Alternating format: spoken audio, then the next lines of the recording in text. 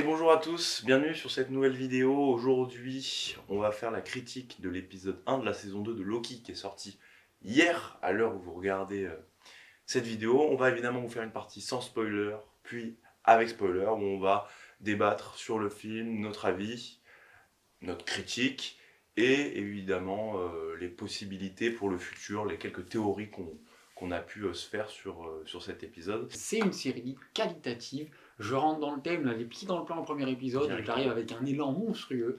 On a beaucoup aimé parce qu'ils nous tiennent en haleine, parce qu'on est content de revoir les personnages, parce qu'ils reprennent l'intrigue dès la fin, tout de suite après la fin du dernier épisode de la saison 1. Ça, Donc ça c'est pas mal, c'est dynamique. On a un nouveau personnage, comme on le disait, Obi, Obi.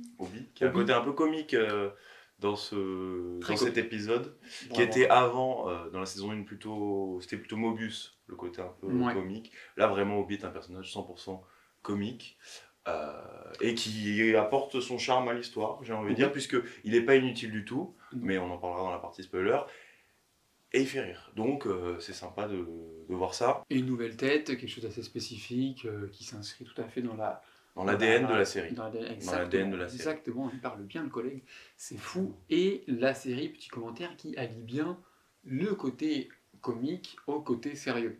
Et c'est franchement difficile à faire, surtout, et C'est pas forcé par C'est rapport rare, aux c'est autres assez productions Marvel. C'est-à-dire que là, on est surtout chez Marvel, sur une, soit l'un soit l'autre. on est sur une bonne Ouais. production Marvel. Ça fait plaisir, c'est du Marvel comme on Ouais. aime, qui est dans la veine de la première C'est saison la et qui était... bonne nouvelle de cette vidéo. Voilà, c'est la bonne nouvelle de cette vidéo. C'est dans la veine de la première saison. Donc si vous avez aimé la première saison, vous allez aimer en tout cas cet épisode 1, je pense. Qui est quand même assez court, il fait un peu moins de 40 minutes en comptant le générique en plus. Il y a une scène aussi pour le générique, donc restez bien au bout de l'épisode. Important. Et un petit peu court, mais c'est bien parce que ça nous tient en haleine. À la fin, on a un petit retournement de situation, on a envie de savoir ce qui se passe, on a envie de voir où ça nous mène, c'est hyper intéressant. Donc c'est plutôt un bon point aussi pour la série de dès le premier épisode nous faire rentrer dedans, et nous remettre dans le bain, hein, évidemment. Ça c'est très très cool. Et avoir un épisode, il y a un enjeu dès le premier épisode. C'est Ça c'est cool quoi quand même, parce qu'on a vu des séries Marvel et Disney plus généralement, où je prends exemple sur Obi-Wan, c'est pas Marvel mais c'est Disney, c'est un peu franchement la même veine. Les 2 derniers épisodes sont top. Avant, C'est un peu long. Ça nage. voilà. Ça nage. Donc, et là, on a un premier épisode où ça commence tranquille, mais on a une vraie intrigue, on est tenu en haleine, franchement, je pense que c'est assez flagrant, et ça fait plaisir par l'image, les effets spéciaux, qui les sont décors excellents. aussi, les décors, ça fait plaisir de voir, Une vraie comme on identité, disait dans notre vidéo attente, on a une vraie identité et ça nous sort de ce côté, par exemple la dernière question, Secret Invasion, le final c'était dans un entrepôt, tout gris, tout moche. Là on a plein de couleurs, c'est très vivant en fait comme décor, et ça a été fait, ça se voit que ça a été fait, ça se voit qu'ils l'ont construit. Et ça fait du bien aussi de ne pas avoir une bouillie d'effets numériques comme l'a pu être Ant-Man. Donc c'est aussi une bonne chose. Évidemment, on en parlait, mais la musique, toujours au top. Hein, franchement... Mais merci Nathalie. Merci Nathalie Holt. Merci. Si vous nous quittez déjà maintenant, parce que là, voilà, on a fait un peu le tour de cet épisode, donc il donne envie, c'est vrai, de voir la suite, et on rentre bien dans cet épisode, donc foncez le voir. C'est vraiment pas une perte de temps. Il est réussi. Vraiment réussi. On va pas commencer à mettre des notes sur des épisodes Marvel, mais c'est bien. Je noterai même sur 3, je suis un fou, 2 sur 3, c'est parti. C'est bien. Voilà. La note sur 3. Donc n'hésitez pas à aller voir l'épisode, revenir pour la suite de la critique. Sinon, abonnez-vous, mettez un like dès à présent. Vous pouvez nous retrouver sur nos différents réseaux, TikTok, Instagram et donc évidemment YouTube. N'hésitez pas aussi à partager, ça fait toujours plaisir. Ça fait plaisir. Et maintenant, on passe à la partie avec spoil. On va vite comprendre dans cet épisode qu'en fait, c'est pas une réalité alternative comme on aurait pu le penser justement à la fin de la saison 1, mais que ça a l'air d'être dans le passé ou dans le futur. Ça a l'air d'être un mélange de tout ça, parce que quand il va voir Obi, c'est dans le passé, mais il y a eu l'impact de la voiture, donc ça avait l'air d'être dans le futur. Et après, on se retrouve à nouveau dans le futur. Donc on a vraiment ce Loki qui est dans ce mélange de timeline, de temporalité. Le Marvel Cinematic Universe nous fait comprendre dans cet épisode, par cette série, et directement par ce premier épisode de la saison 2, qu'il va y avoir une explosion des flux temporels. Et ça, c'est super intéressant, parce qu'on a Loki et le spectateur, nous, à travers le personnage de Loki qui est entre différents flux temporels pendant presque tout l'épisode. Et ça, c'est super intéressant, je trouve, parce que c'est le rôle de la série Loki de nous faire comprendre les nouveaux enjeux, les nouvelles règles de cette nouvelle phase du MCU. Quelles vont être les réactions donc, de Kang, qui a été un petit peu bousculé parce que donc celui qui demeure, on l'a dit, a été tué, mais on est directement projeté dans un nouveau flux temporel où ce Kang, un Kang est aux manettes encore et toujours. Donc quelles vont être les réactions, quels vont être les changements, c'est ça aussi les enjeux de la saison 2. C'est vrai que cet épisode-là, il remet un petit peu en place aussi tout ce qui se passe au sein de la TVA avec Renslayer, Mobius qui a l'air d'avoir été un peu destitué, ou à un moment donné il le dit, qu'il est destitué je crois.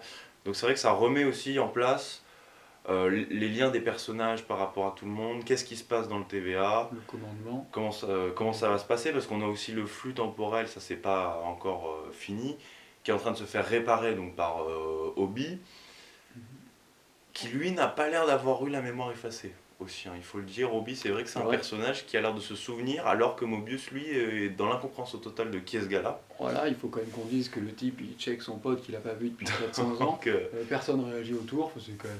voilà. Donc voilà, et ils vont réparer la timeline parce qu'il y a tous les nœuds qui ont été créés, tout en nous expliquant que, en fait, à chaque fois qu'ils élaguaient le flux temporel, en fait, ils tuaient des millions de vies, mais ils faisaient ça pour protéger de tous les autres Kang. Donc en fait, on se rend compte que l'antagoniste de la saison 1 était possiblement quelqu'un de plutôt sympathique, qui voulait éviter que tous les autres Kang arrivent pour foutre le bordel.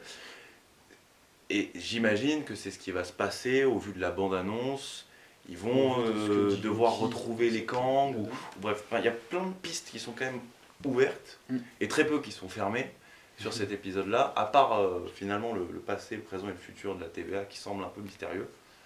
Donc ça va être très intéressant de suivre cette aventure. Ça c'est sûr. Voilà. Ouais. Ça, est-ce que tu veux dire autre chose? On a ça, ouais. Ouais, sur est-ce qu'on peut dire quelque chose? Du coup, on en a un peu parlé de la décision d'arrêter de couper les flux temporels, ce qui fait que ça part dans tous les sens. Et que ça va ramener les variantes Kang, inévitablement. Inévitablement, ça les ramène. Ouais, ça, on peut peut-être l'expliquer clairement. Un peu ce que tu viens de dire, mais en disant bien que... parler de Sylvie aussi. Oui, après Sylvie, qu'est-ce qu'on va dire sur Sylvie? Qu'est-ce qu'elle fait, là, Sylvie? Elle sauve... Non, elle ne sait pas, d'ailleurs.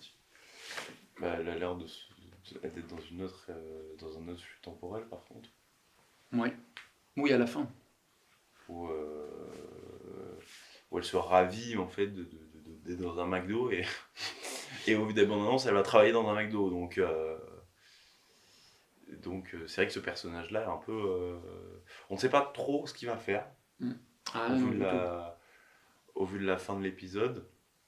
Du tout. Surtout qu'on la voit du coup avec Loki dans le TVA un instant, et derrière dans un autre flux temporel. Voilà. Est-ce que c'est la même Sylvie? Est-ce que c'est la même temporalité? Je pense que c'est des questions qui vont être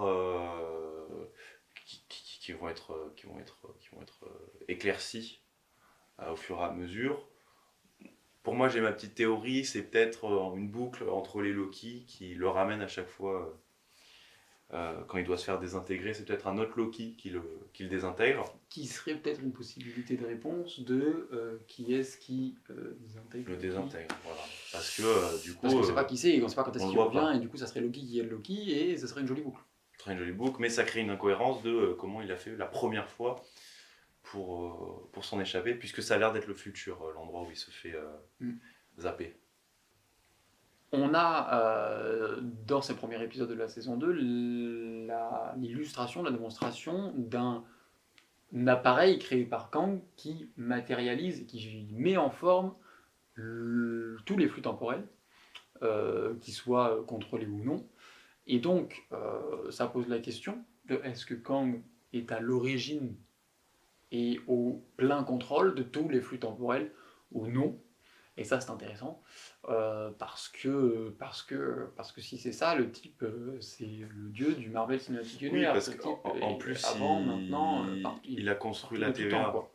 Il a construit la TVA, de ce qu'on comprend dans cet épisode-là. Donc, on a vraiment ce personnage central qui contrôle le temps et tout. Et ça pose quelques questions aussi sur comment il a fait, l'origine peut-être de ça. Est-ce que ça va être expliqué dans cette saison? C'est vrai que cet épisode ouvre vraiment plein de questionnements. Donc, il me semble qu'il n'y a que 6 épisodes. Donc, j'espère qu'ils vont quand même avoir le temps de tout. De répondre à tout, ou alors annoncer une saison 3, ce qui, ma foi, ne m'embêterait pas non plus. Non plus. Même si je pense que ça prépare aussi la suite du MCU avec derrière Secret Wars et Kang Dynasty. Parce que Kang Dynasty, ça arrive pas, c'est pas dans si longtemps que ça. C'est dans 2 ans, donc enfin, peut-être 3 maintenant à cause des grèves, mais donc il y a des choses qui se préparent quand même pour la suite de cette série et ça donne envie à regarder. Voilà ce qu'on voulait vous dire sur ce premier épisode de la saison 2 de Loki, disponible sur Disney+. Évidemment. Chaque semaine. On n'est pas sponsor par Disney+, mais pas encore, mais ça va venir peut-être. Wally Walou. N'hésitez pas à aller nous regarder sur nos réseaux sociaux, Instagram, TikTok, et à partager cette chaîne YouTube à ceux qui le veulent. Merci d'être là, abonnez-vous, n'hésitez pas à partager et à nous faire des retours, surtout en Loki, commentaire. Marvel ou autres, des vidéos, des concepts, des formats. Bonne semaine. T'as tout dit. À très vite. À très vite.